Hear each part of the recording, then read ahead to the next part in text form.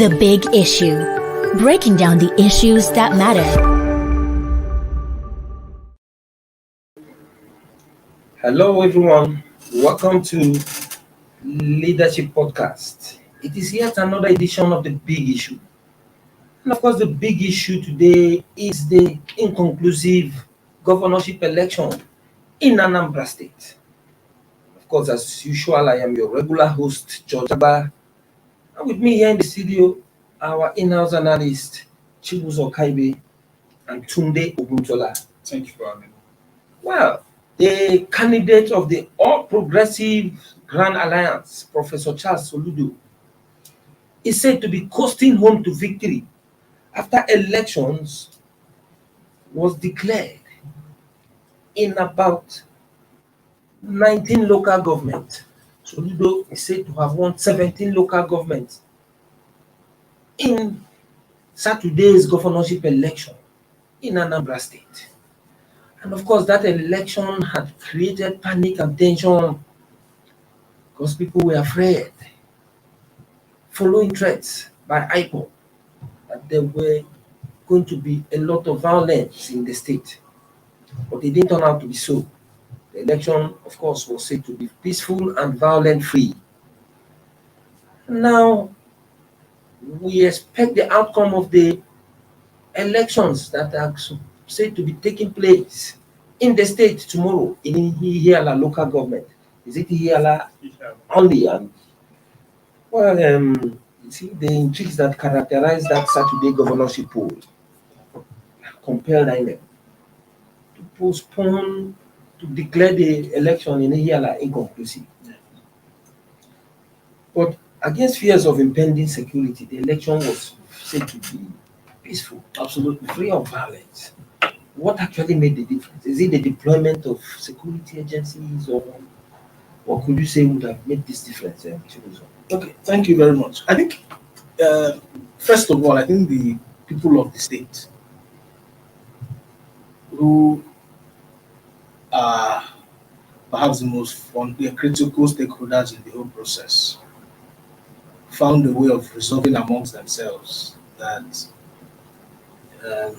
the elections have to hold. Now, I'm not going to take away anything or not give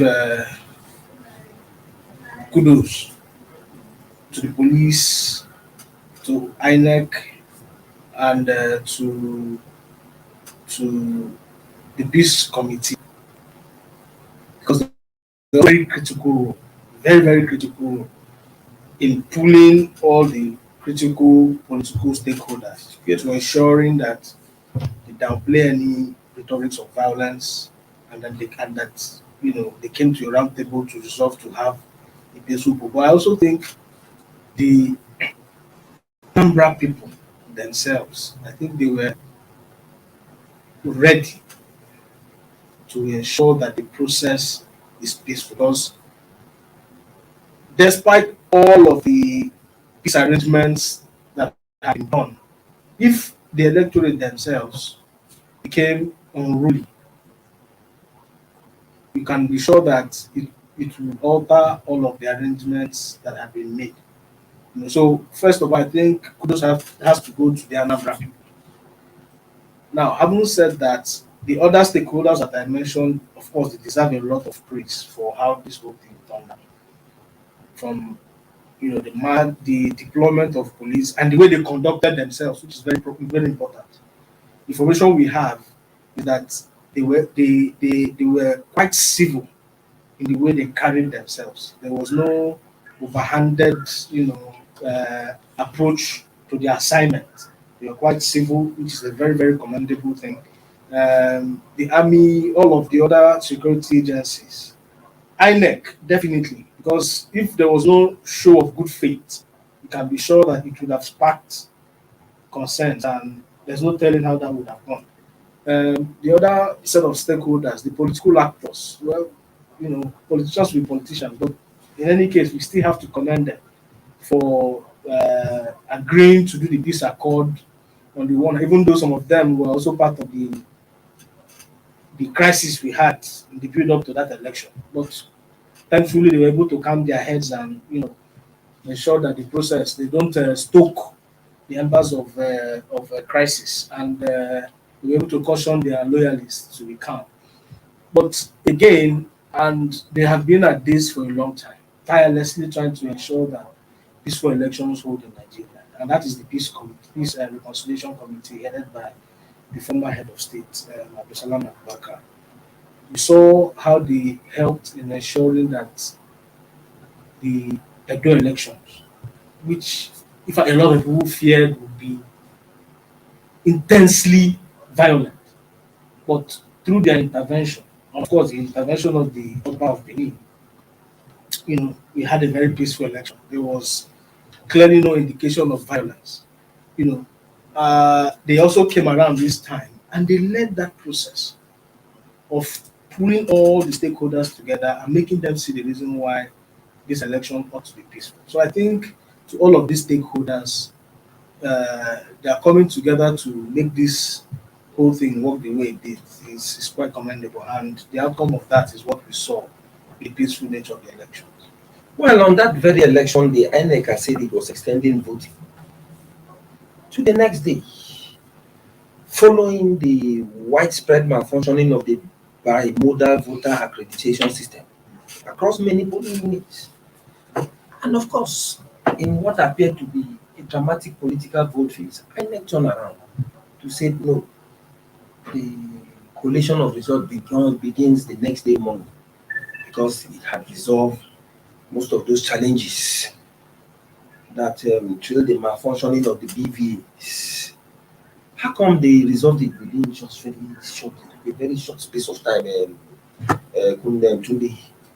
Well, I think that was very baffling. Yes, the BVAS, the bimodal voters accreditation system, was used for the first time. So it's not uncommon to expect or see such. Yeah. No, we are not doubting that anyway. What was surprising, what most Nigerians say they find surprising is that the same INEC that said that okay, election will continue the next day, now made the vote phase to turn around and say no, that what the issues have been resolved. Yes, it was resolved actually because election took place in those polling units because they later identified those issues. Perhaps it might be that maybe the electoral officers could not maybe use the machine very well, or an outright faultiness of the machine got faulty. So, however, INEC quickly reacted to that. And you can say the highly anticipated election in Anambra State was held. So, however, what's on point now is the Hiala election that's expected to take place tomorrow. And I think there is a little bit tension even among maybe ABGA, even after polling over 18 out of the 20 polling the local governments that the election has been held. He has won 18 out of the 20 local governments. So there's still tension that going by the numbers that is expected to vote in Hiala, anything might change. But if not, I think for now, it might be the governor-elect, if INEC will, of course, cannot say if it should get a good, reasonable amount of votes. But one thing we can commend this election is the election was largely peaceful. It was grass-free. Because to now people expecting that the election would be held, but there will be violence everywhere, there will be shooting, there will be killings, but it ended up not being so. I can say security agents were highly deployed, even though some later cried that they not paid them their allowances. Yes, but and that reminds me, sorry to cut you short, the security agencies. I think the a civil society group, CTA, is the full name of that CTA. Coalition and transparent. They allege that they caught most of the security personnel on camera fighting over 5,000 naira ledgers. How could this be true? Well, I don't think I did not see such videos, so I don't believe any of that happened. But I know that there were vote buying from 1,000 to 6,000 naira. Some people sell their vote for 2,000, 3,000, 4,000, 5 to 6,000. Yes, voters actually sold their votes. But for the security agents to be fighting with might be an old video. So I don't think such. Well, before we continue, let's quickly take a short break. And before we do that, we'll also be expecting comments from our viewers. This, of course, they had always helped in shaping conversation on the big issue. So as we go on break, we expect that to come back, your comment will start trickling in. And as they trickle in, we'll take them one after the other. We'll be back in a moment.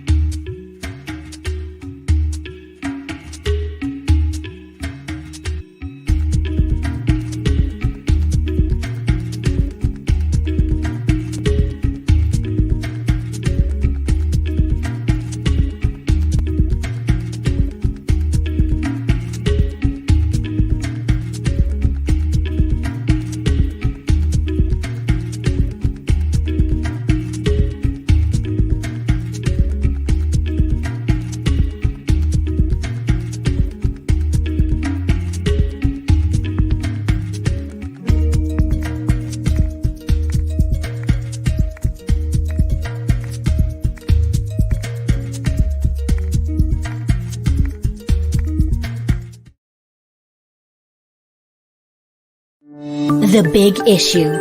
Breaking down the issues that matter. Welcome back. We're still on the big issue in Leadership Podcast. And of course, the big issue of the day is the inconclusive governorship election in Anambra State. While Chibuzo, as we were talking, you see, there's another surprise in this election.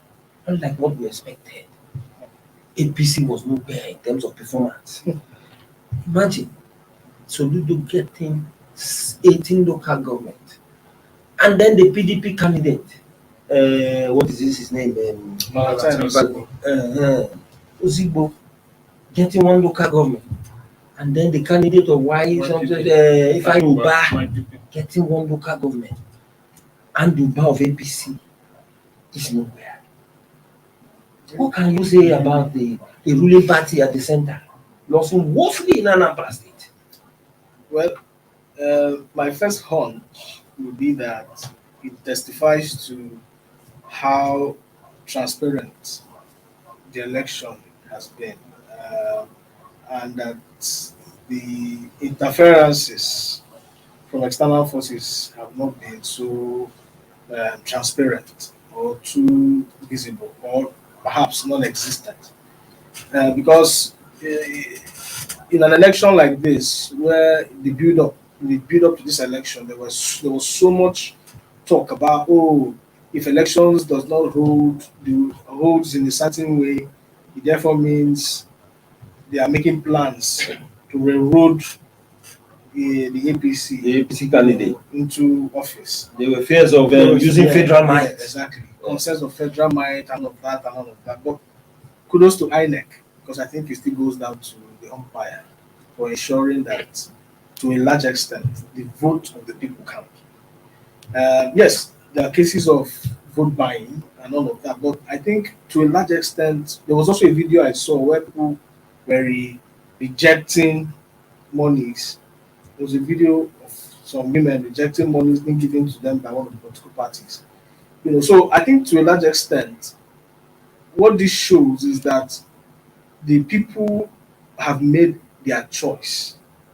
And if the party at the center has not been able to win even one local government, it shows that either the candidate is not popular or that the party has still not found its roots in the state.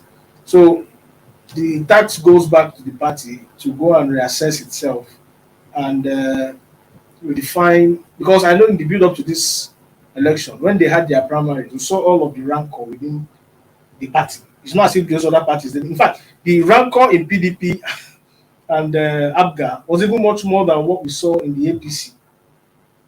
Remember all of the Supreme Court, the parallel cases in the PDP and in ABGA, where you had two candidates, just two people jostling for the candidate's ticket, and he went all the way to the Supreme Court. We didn't have any of that in the APC. We didn't have any of these hot contests or legal, back and forth within the APC. Yet, you can see them trailing at the, of the three big parties, you can see them trailing. So it shows you that the people actually voted the way they want their state to be governed.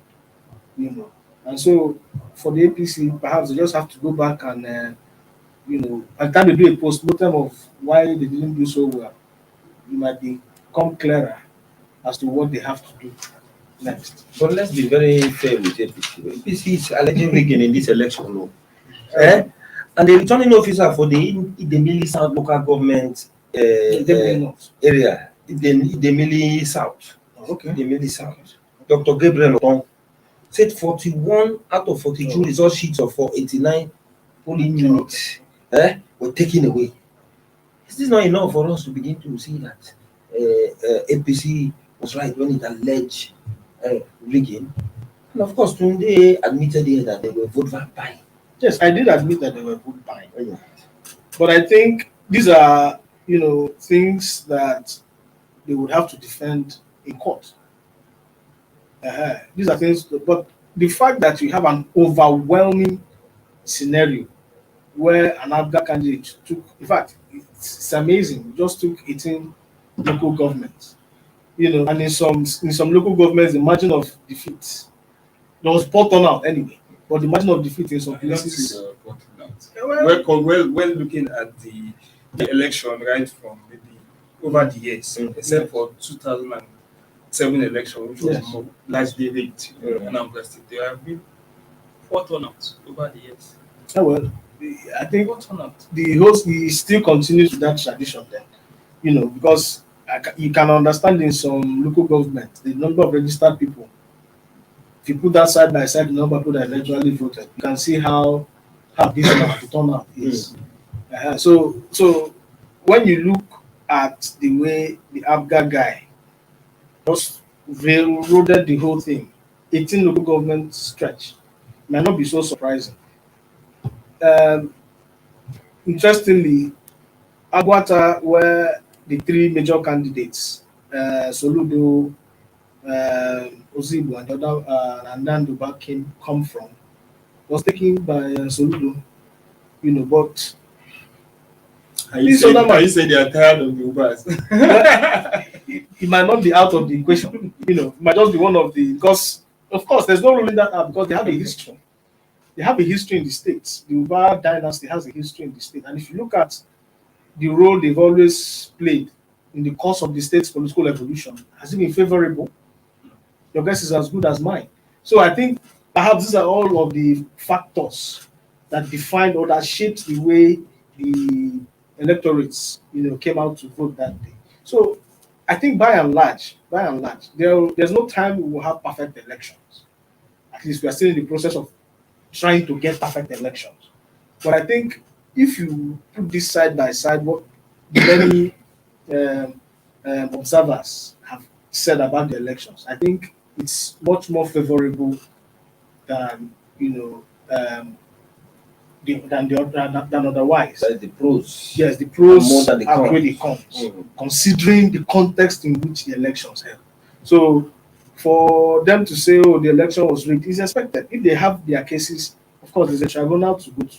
When they go to the tribunal, then they can tender their, But I think to a large extent, and based on what we saw on the ground, the people voted, and they voted the way they want the state to be governed. Okay, Tunde, you heard what Chigozo said, and of course, he did not deny the fact that there were no incidents of vote buying, or there were no incidents of result sheets missing. He's now saying that he is now putting up his own argument based on the overwhelming defeat. Soludo having 18 local government. But what of if the vote buying And the missing of papers and other forms of rigging was also overwhelming. That would have warranted that overwhelming defeat by Soludo.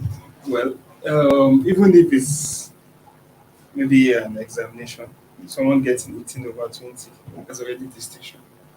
So for that claims that 41 out of 42 result sheets for the 89 polling unit is missing, I don't think it's enough claim. Perhaps even the civil society situation room and CDD, they all claim that the election was very peaceful and it also went as planned. Kudos to the security agents and as well the stakeholders who all played a critical role in the build up of the election to ensure that the whole process was very peaceful. So I don't think maybe perhaps that this result sheet getting missing. What about if it's a mistake? Which I don't think it's something like that. So, however, if you have a clear case that, well, these result sheets are missing, but you just have to challenge this in court. However, for now, what we are expecting is the election for tomorrow, so that INEC can Yeah, declare the governor electing. that now brings me to the election for tomorrow in Ihiala local government. That particular election, while Professor Soludo is said to have taken the lead, the election in Ihiala tomorrow, what difference do you think that election can actually make? Because they're talking of one local government here. Somebody has 18 local government to himself.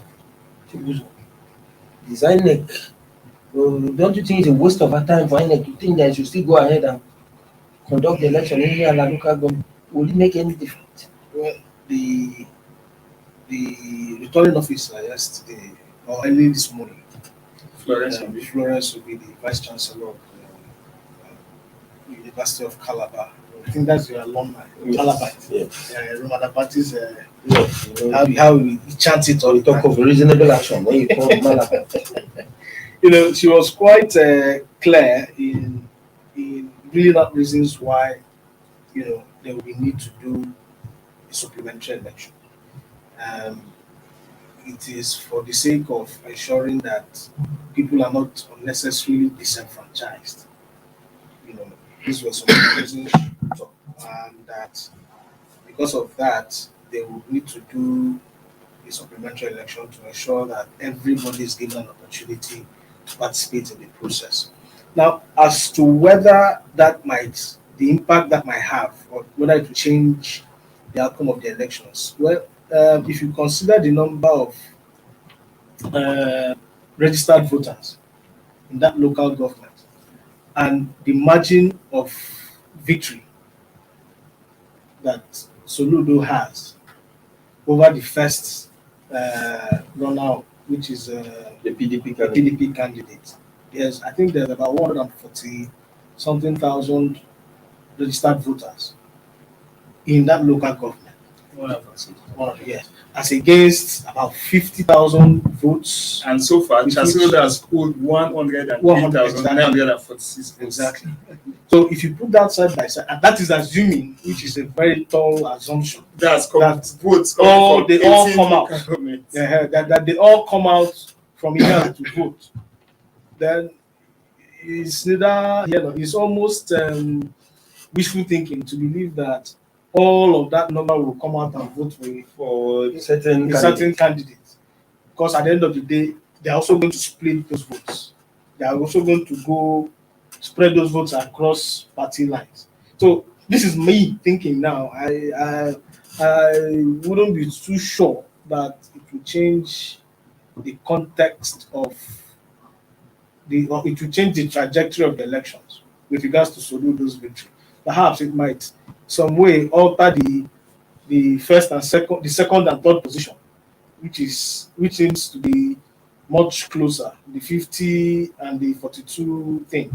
42 for Soludo for Uba and 51 for Ozibo. So maybe the contest might be who comes second and who comes third, for purposes of prestige and pride and ego.